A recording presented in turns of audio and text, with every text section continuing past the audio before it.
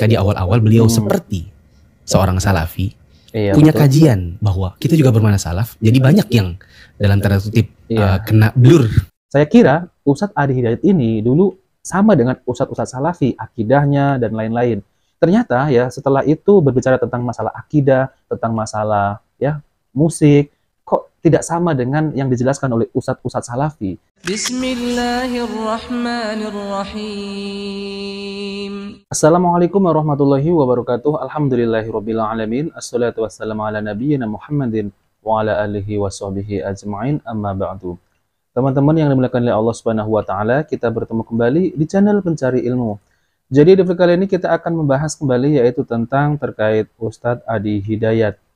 Nah, teman-teman, jadi ada pertanyaan tentang komentar yang ada di media sosial bahwasanya kenapa tidak mendatangi langsung, tabayun langsung kepada Ustadz Adi Hidayat, Ustadz yang bersangkutan, yaitu tentang terkait masalah yaitu surat Asy-Syu'ara ditafsirkan sebagai para pemusik. Padahal para ulama tidak ada yang menafsirkan surat Asy-Syu'ara ini sebagai para pemusik. Yang benar adalah para ulama menafsirkan adalah para penyair. Nah, teman-teman yang dimuliakan oleh Allah Subhanahu wa taala, semestinya Ustadz Salafi ini sudah tabayun langsung kepada Ustadz Adi Hidayat. Bahkan pada tahun 2017, Ustadz Salafi yang senior juga mengajak tabayun kepada Ustadz Adi Hidayat. Bahkan ada yang sudah datang ke tempat beliau. Lalu kemudian ada yang namanya Ustadz Muflis Safitra. Beliau juga mendatangi Ustadz Adi Hidayat. Namun qadarullah, Ustadz Adi Hidayat itu waktu itu berada di luar negeri. Dan bahkan Ustadz Muflis Safitra, beliau sudah datang ke Jawa Barat. Nah, teman-teman, jadi dulu ini saya juga pernah melihat kajian Ustadz Adi Hidayat. Masya Allah, kajiannya ini mirip seakan-akan kajian ustadz-ustadz yang bermanhaj salaf. Namun setelah itu saya lihat kembali kok ada yang janggal ya, yaitu tentang terkait masalah musik dan masalah akidah. Jadi dahulunya itu memang seakan-akan mirip dengan kajian ustadz-ustadz yang bermanhaj salaf. Nah, oke teman-teman, jadi saya akan tampilkan yaitu video dari Ustadz Muflis Safitra. Teman-teman, mari kita simak video tersebut. Klarifikasi sekaligus informasi kalau memang dibutuhkan. Karena mungkin juga teman-teman yang mungkin biasa ngaji sunnah juga butuh untuk tahu informasi ini. Kita membahas tentang Ustadz itu bukan baru kemarin. Jadi kalaupun dibilang, oh ini kan videonya sudah lama, kemudian kok baru sekarang viralnya?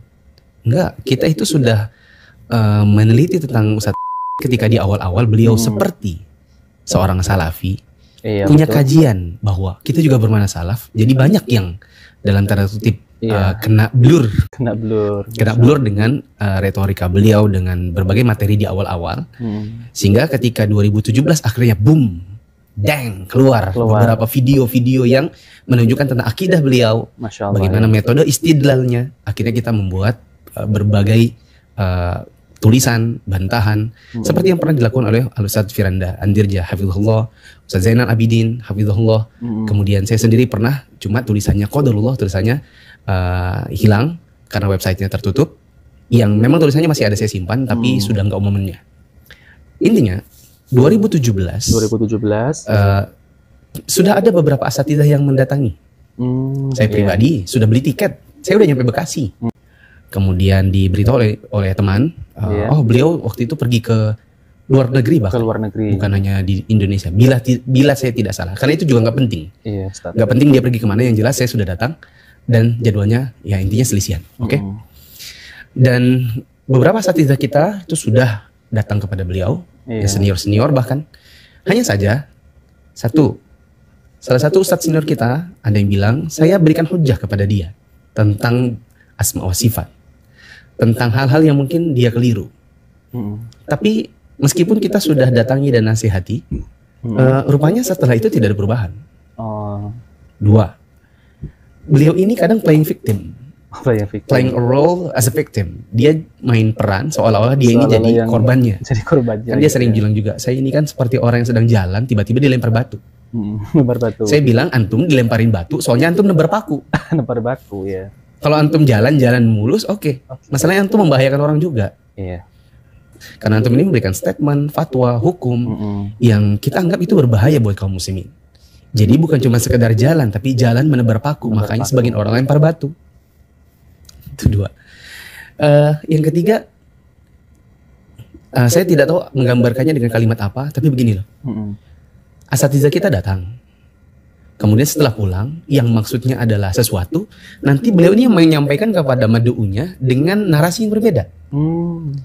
Seperti, di antara ustadz kita ada yang bahkan yang tua-tua, ada yang datang. Masya Allah ya. Maksudnya itu kami mau undang antum nanti kalau datang masyayikh, daurah, seperti Syekh Sulaiman Ruhaili, Syekh Ibrahim Ar-Ruhaili. Beliau-beliau ini adalah para profesor di bidang akidah di Universitas Islam Madinah.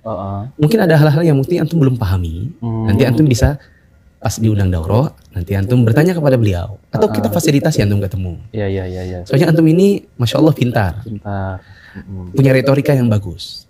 Hanya saja mungkin ada hal-hal yang mungkin antum belum pahami di bidang akidah, antum merasa itu di atas kebenaran, padahal tidak demikian. Nah, bagaimana kalau kita undang? Narasi yang keluar di sebagian teman-teman diajak masuk salafi. Masya Allah. Coba deh, teman-teman bisa kok lihat di YouTube. Ada banyak narasi-narasi seperti itu. Nah, teman-teman yang dimuliakan oleh Allah Subhanahu Wa Taala, jadi padahal ustadz-ustadz salafi ini sudah datang bertabayun kepada Ustadz Adi Hidayat, dan Ustadz Adi Hidayat ini diajak untuk datang ataupun diundang untuk datang ke daurah Syekh Ruhaili, dan pada akhirnya malah Ustadz Adi Hidayat bilang kepada jamaahnya disuruh masuk salafi. Padahal bukan ya teman-teman ya. Jadi diundang, mungkin ada yang Ustadz Adi Hidayat itu ya yang belum tahu tentang masalah akidah, nanti bisa ditanyakan langsung kepada Syekh Ruhaili. Namun Ustadz Adi Hidayat malah mengatakan bahwasanya beliau ini diajak masuk ke salafi. Salafi ini bukan ormas. Coba, kalau ormas siapa ketuanya? Nggak ada. Ya, nggak ada. Nah, oke teman-teman, mari kita lanjutkan ya. Diajak masuk salafi. Salafi itu bukan organisasi. Iya. Salafi itu bukan milik orang per orang, terus ada ketuanya, ada ADRT, bukan. Masuk salafi emang antum diajak masuk partai dan orang mana? Nggak ada, ya. Gitu. Sehingga yang kita tidak suka adalah ketika maksud kita A, keluarnya itu B, gitu. Ditambah lagi, kemudian misalnya ada, saya pernah lihat di videonya, beliau ngomong gini, nih siapa yang membacakan? Ya antum, silakan bacakan. Oh iya, saya pernah lihat. Nih, bacakan nih, videonya. Kan WA itu kan pribadi. Iya. Ya kan? Kemudian dibacakan depan umum. Ya, biasanya sih kita bilang curhat gitu ya. Gimana ya?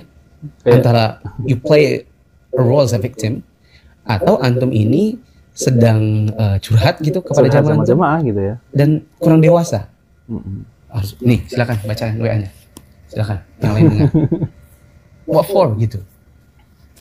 Nah, terus ada kata-kata kalau perlu saya perlihatkan CCTV-nya. Masya Allah, CCTV-nya. Apakah antum ini seorang pendusta bagi jamaah antum? Kalau kami sih nggak perlu ya untuk ngomong seperti itu. Tapi udahlah, sudah lewat teman-teman masanya. 2017 ini sudah tahun ke-7. Dan kami tidak melihat adanya perubahan. Kami senantiasa melihat ada hal-hal yang tidak sesuai dengan manhaj salafus saleh. Bagaimana para salafus saleh beristidlal. Dan ada hal-hal yang mungkin saya kira perlu diklarifikasi atau direvisi atau diubah gitu. Dan kami tidak melihat hal itu.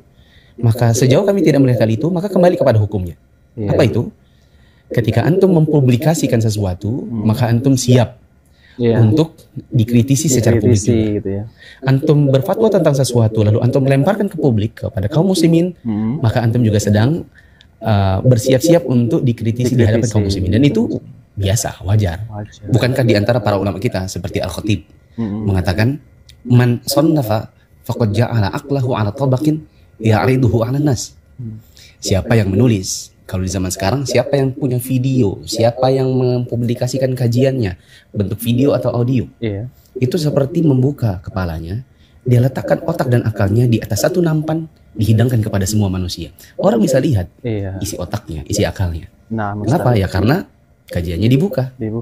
Oleh karenanya ketika ada yang mengatakan, oh ini bagus nih, oh ini busuk nih, oh dan seterusnya, wajar karena dia sendiri yang buka, gitu. Itu logika yang sangat mudah. Dia sendiri yang buka, maka kalau ada yang mengkritisinya, wajar. Nah teman-teman yang dimuliakan oleh Allah Subhanahu Wa Taala, jadi itulah ya tanggapan dari Ustadz Muflis Safitra Hafidhullah Ta'ala, yaitu tentang terkait Ustadz Adi Hidayat. Jadi beliau ini juga pernah dulu ini hendak tabayun ya, dan sudah mendatangi beliau, namun qadarullah Ustadz Adi Hidayat ini berada di luar negeri. Dan bahkan ustadz-ustadz yang bermanhaj salaf yang lain, yang senior ya, yang tua-tua, itu malah sudah mendatangi Ustadz Adi Hidayat. Jadi teman-teman, kalau ada orang yang mengatakan bahwasanya Salafi Wahabi ini ya, yang dari Wahabi, itu tidak mau tabayun, yang hanya berkuar-kuar di media sosial, nah itu tidak benar ya. Buktinya ustadz-ustadz yang bermasalah ini sudah mendatangi Ustadz Adi Hidayat. Karena gini ya teman-teman ya, dulu saya juga pernah ya melihat kajian Ustadz Adi Hidayat. Dan saya lihat itu udah lama ya, semenjak tahun 2016. Saya kira Ustadz Adi Hidayat ini yaitu ustadz-ustadz salafi seperti ustadz-ustadz yang lain yang bermanhaj salaf. Dan kajiannya itu bagus, dulu saya lihat itu. Namun saya belum tahu akidah beliau. Dan saya dulu tuh waktu itu ya juga masih belajar ya, masih mengenal manhaj salaf. Saya kira Ustadz Adi Hidayat ini dulu sama dengan ustadz-ustadz salafi, akidahnya dan lain-lain. Ternyata ya setelah itu berbicara tentang masalah akidah, tentang masalah ya musik, kok tidak sama dengan yang dijelaskan oleh ustadz-ustadz salafi. Nah, maka dari itu saya tuh agak sedikit janggal. Loh, ini kok kajiannya seakan-akan mirip ustadz yang bermanhaj salaf, qala Allah, qala Rasul, tapi setelah menjelaskan tentang masalah akidah, tentang masalah musik dan masalah-masalah yang lain, ya, itu tidak sama dengan yang disampaikan oleh ustadz-ustadz yang bersalaf. Beda gitu ya. Nah, maka dari itu ya teman-teman, apabila sudah video ini sudah tersebar secara publik, maka siap-siap untuk dikritisi. Kalau ada yang keliru, maka ada ustadz yang meluruskannya. Nah, itulah yang saya ingin sampaikan ya teman-teman, bahwasanya ustadz-ustadz salafi ini tidak berkuar-kuar di media sosial saja, namun sudah pernah mendatangi Ustadz Adi Hidayat. Nah, oke teman-teman, itu saja yang ingin saya sampaikan. Jika video ini bermanfaat, jangan lupa like dan subscribe di channel Pencari Ilmu. Wabillahi taufiq wal hidayah. Wassalamualaikum warahmatullahi wabarakatuh.